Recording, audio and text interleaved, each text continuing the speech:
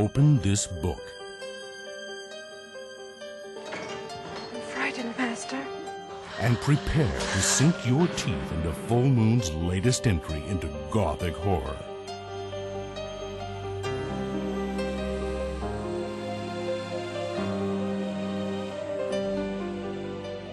The Vampire Journals. Ted Nicolau, the director of the Subspecies trilogy, returned to Bucharest, Romania to create this new tale of the undead.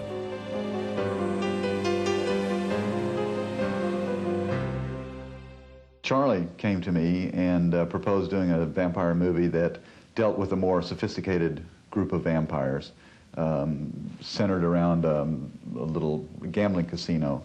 And to me, it seemed like an interesting opportunity to kind of expand the Subspecies world into a little bit more urban, sophisticated bunch of vampires. What I wanted to do was keep the basic rules of vampire existence within the same world of the Subspecies movies, and at the same time explore a different branch of vampire who is maybe not quite so ancient and who has managed to find the way to live in the world of mortals. They don't actually kill, they just exist by a kind of decadent blood-drinking ceremonies.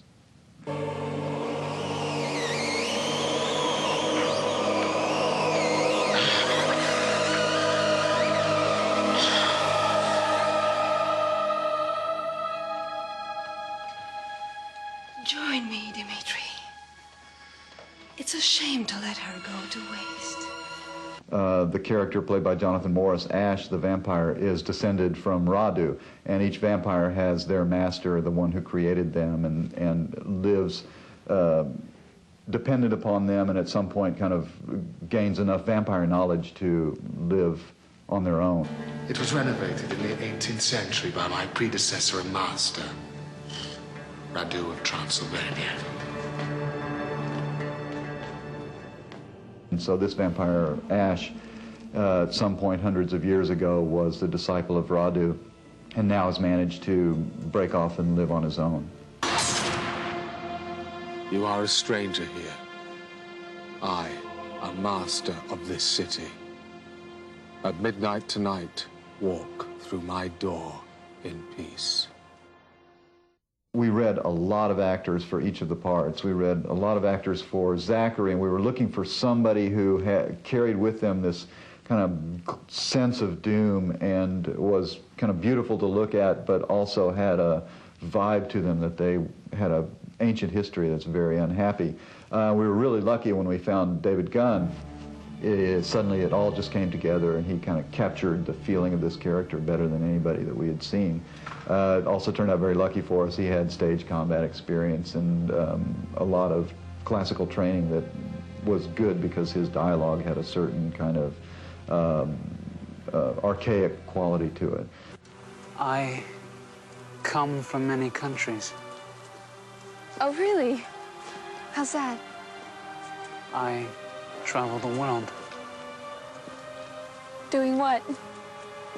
Sort of personal quest.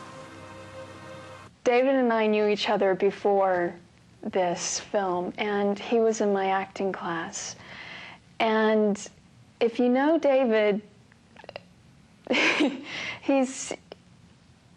people are a bit afraid to get close to him. And it's not because he's unfriendly, it's just he has a facade. So I was always afraid to talk to him. But it was odd that we got cast in this. I got to know him, and he's probably the friendliest guy you could ever meet, very open, very honest, and very normal. But it's funny how nobody that I know in my circle thinks he's normal at all. And they think he's more like the vampire that he plays in this movie.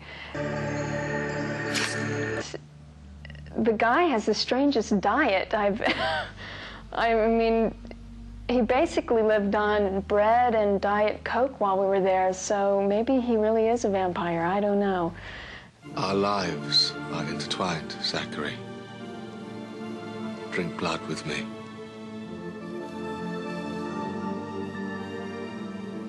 You heard the prophecy.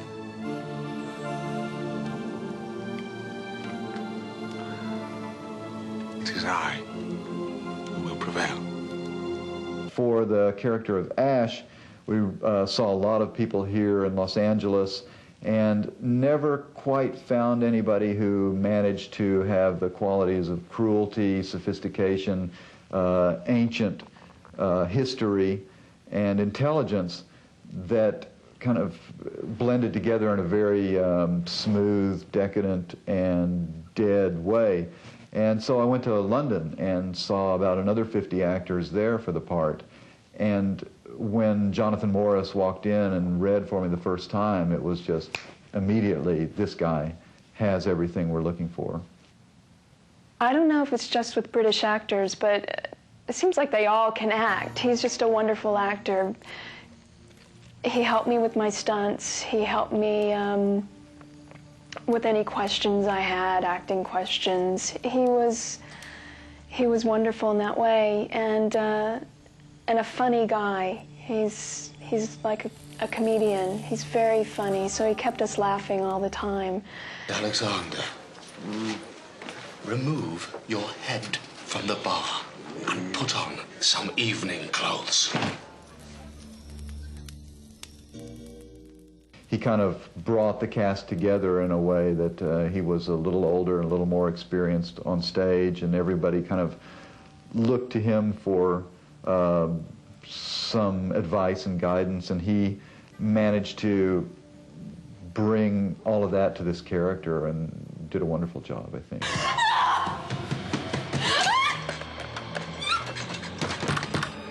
There is no one to hear you. No hope of rescue. No possibility of escape. First, and it's an interesting story because we auditioned a lot of actresses for that part.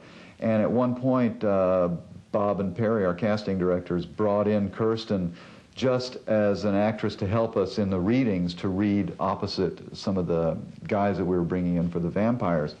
So Kirsten was with us for 2 or 3 days reading opposite these vampires. And with each vampire that was auditioning for Ash, he would play these incredibly violent, incredibly kind of torturous scenes with her, and some of the actors would get a little carried away, and Kirsten managed to keep up with them every step of the way and gave us something different in every rehearsal.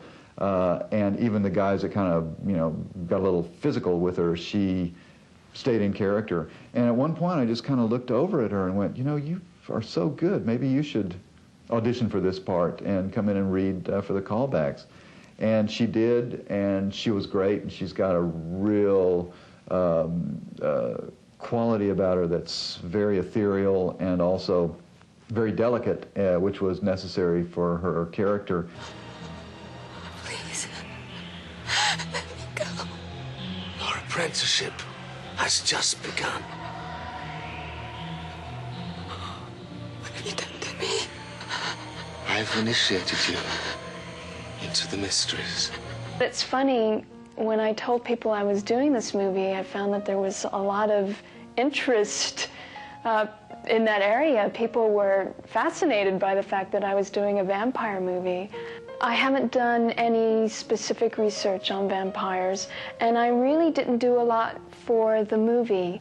But since she was just going to turn into one, and you could see her changing throughout the movie, I kind of just went with it.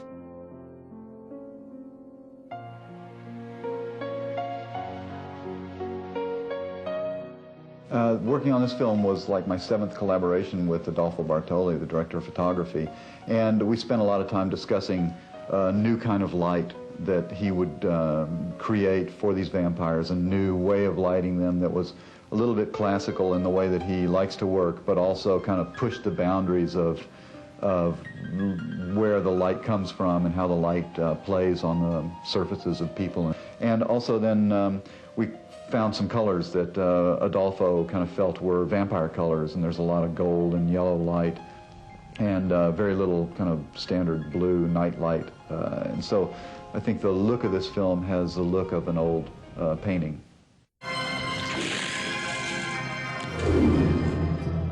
I think in a way we perfected some of the things I tried to do in the subspecies films. Some of the shadow work maybe is a little better, or maybe some of the shadow work in the first subspecies films turned out a little bit better.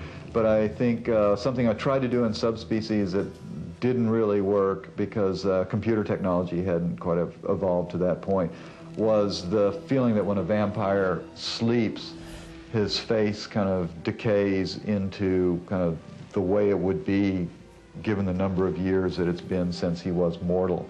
And we tried to do it in subspecies using lap dissolves, kind of like the old werewolf movies, and it didn't work and ended up on the cutting room floor.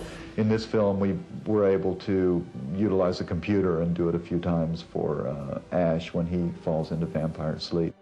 I would find myself, when I knew they were going to do any sort of special effect, I would just stand there and watch them to see how they would chop somebody's head off, and it was just very odd, very strange. But my experience with the special effects probably was the blood in the mouth and what it tasted like. It tasted a lot like alcohol. I think there was some vodka in it, which wasn't a problem, but that was probably my experience firsthand with it. It was just, you know, the blood. But watching the other stuff was really amazing. There. I think that's adequately disgusting. Alas. Oh, Yorick. Oh, please. I would love to make a Subspecies 4 because I think one of the greatest problems with number 3 was it left you with kind of this open-ended conclusion that was, we were expecting we were going to make a Subspecies 4 at the time. So I wrote vampire journals with the idea that these vampires all being within the same family, it is perfectly logical that Radu could decide to come down from Transylvania to reclaim the underground fortress that has been taken over by Ash, and at the same time the vampires from Subspecies could end up in Bucharest again on their way to their escape. I would hope very much that we could somehow